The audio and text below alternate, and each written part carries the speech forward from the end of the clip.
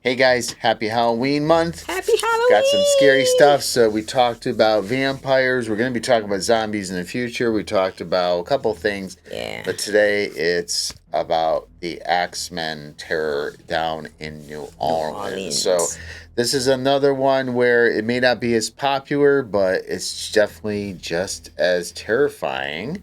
And we'll get to it Yeah, right let's after do this. Here we go.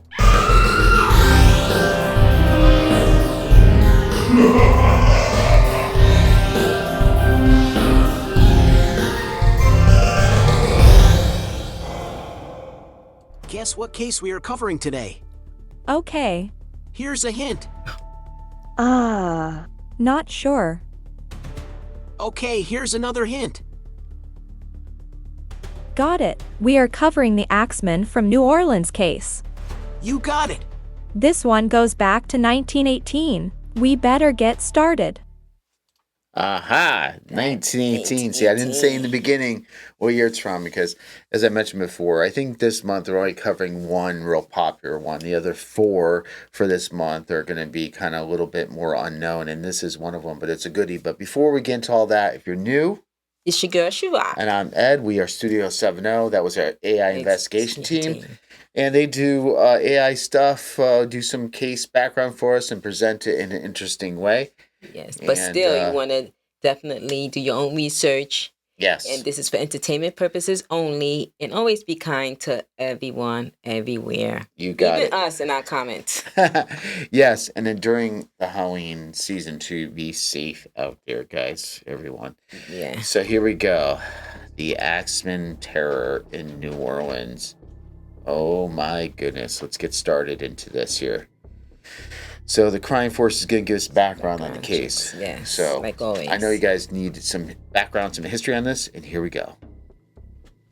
The Axeman of New Orleans was a serial killer who terrorized the city of New Orleans and surrounding areas between May 1918 and October 1919.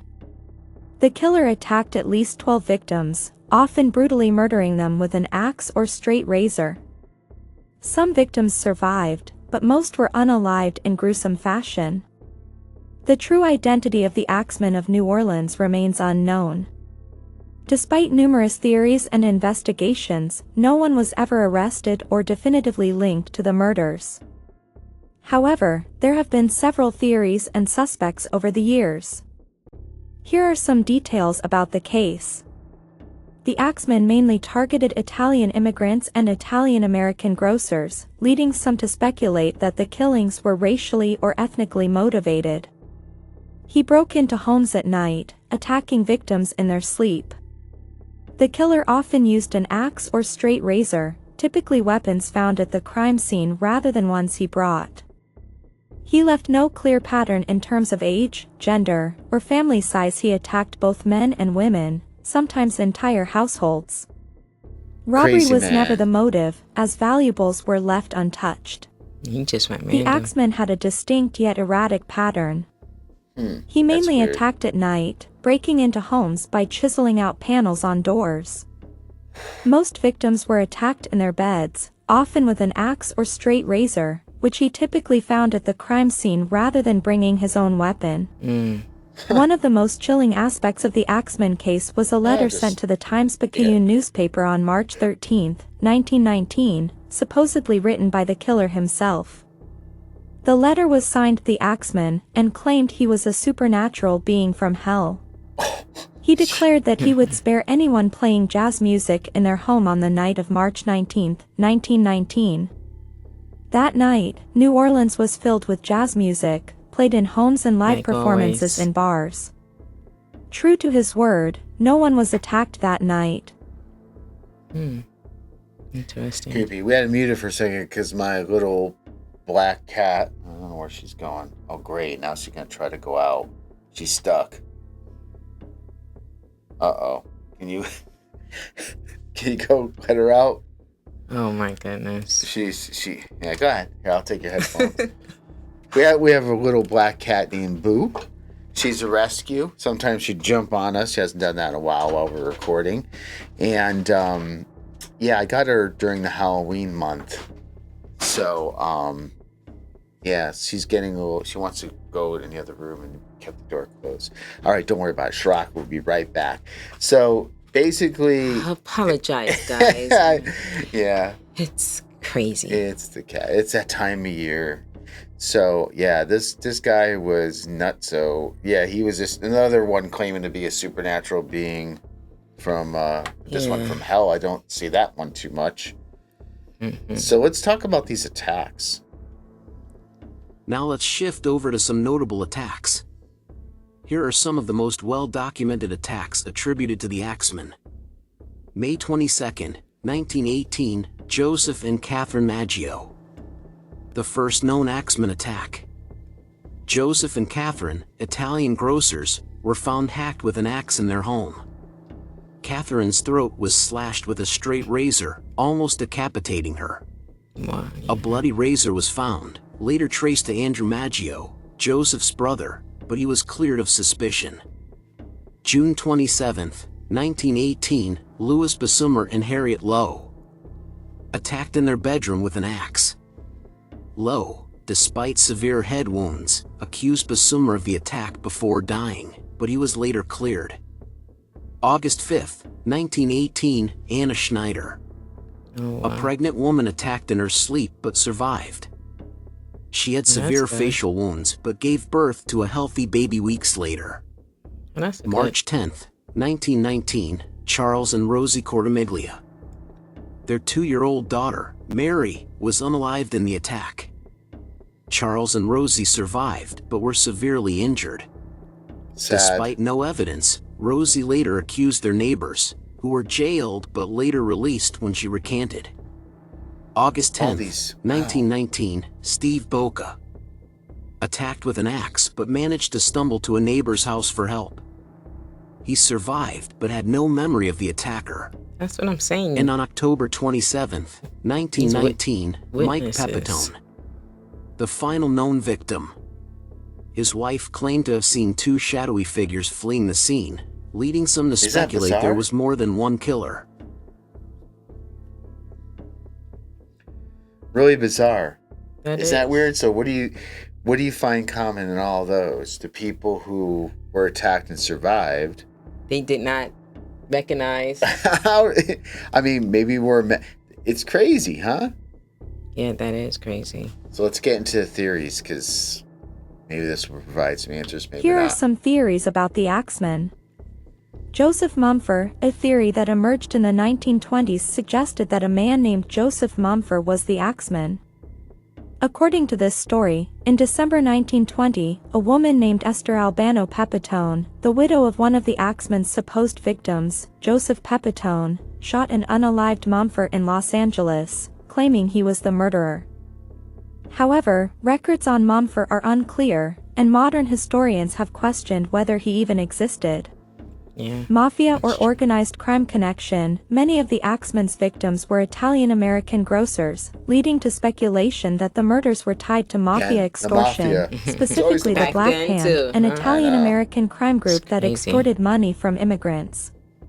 Definitely could be However, that. there was no clear pattern of financial demands related to the murders. A deranged serial killer. Some criminologists believe the Axeman was a classic serial killer with a bloodlust similar to Jack the Ripper.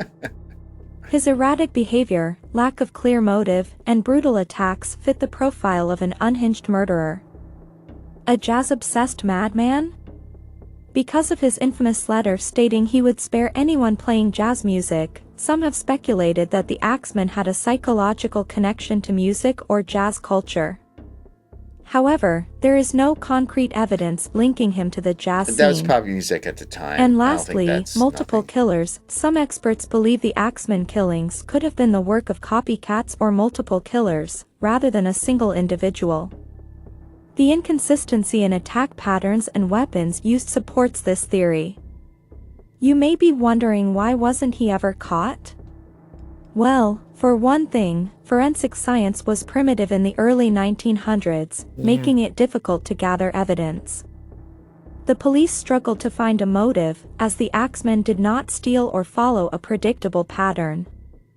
He vanished after 1919, leading some to believe he either died, was imprisoned for another crime, or moved elsewhere. The Axeman's last known attack was in October 1919, after which the killings suddenly stopped. He was never caught, and his identity remains unknown.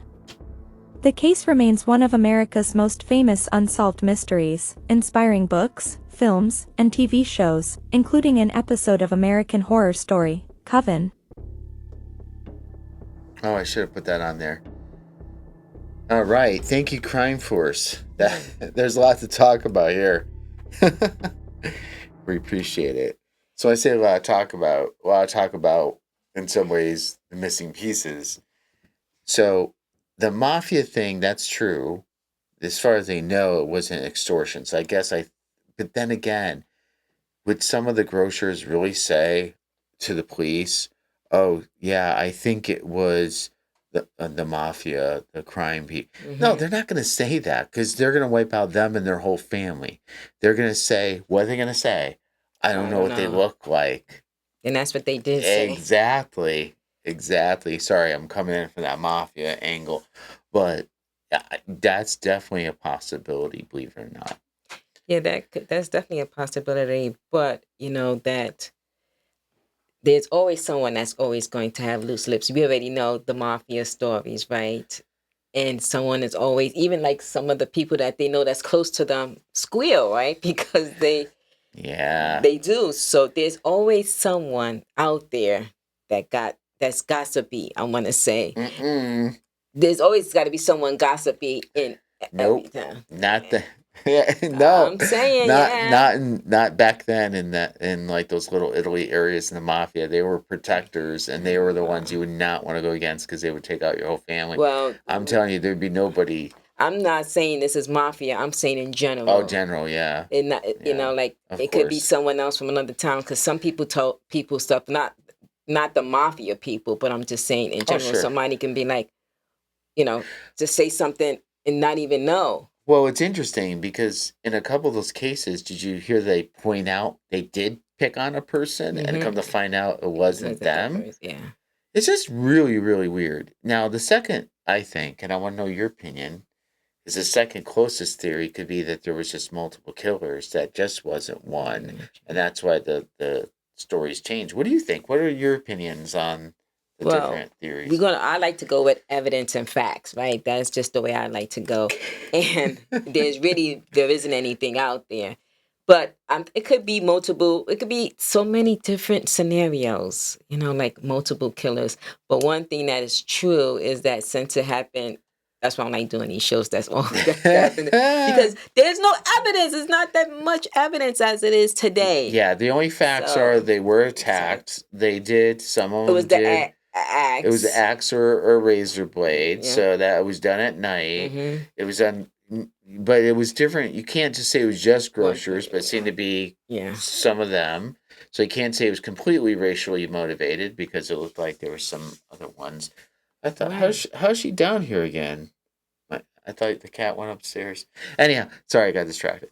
But this one's really bizarre. So what do you guys think on this one? Because this one is really strange. Is it the multiple people? Is it the mafia? Is it really just one-offs, copycats? I want to hear from those crime junkies out there and see what they think. They probably know more than we know on this show. And sometimes we do get comments and we do get things like, oh, wow, that was interesting. So write that in the comments. We would love to hear from you. And this one's tough because in 1918, 1919, there wasn't much documentation, anything. Exactly. So a lot could be possible. And it is weird it only lasted a couple of years, too, because that would go against the mafia type of thinking. Because and that's that would why continue. A lot of that, there was always newspapers back then, right? And also a lot of people have history. They always talk about, like I go see my grandmother, she has history about what happened. So they got that generation of history of what actually happened. That's true. That's another great point, Shrek, is that passing down from one generation to another, somebody would know something. Somebody would know something. Well, I know this. I would love to have you guys come back next week. We got another kind of creepy one. Next week is going to be the Manson family. That's the one that we're doing that's a little more popular. This month we went with more unknown scary stuff because all the other channels cover all the one. But we did do the one because we did the Manson one because we at least wanted to do one that, and that one's like from the 60s. So, the newer generation may or may not know about him and about the Manson stuff. And then we have zombie crimes after that. So please come back, check us out, subscribe, like. It would mean a lot to us. Yes, we appreciate you. And till next time. Until next time. Studio 7-0.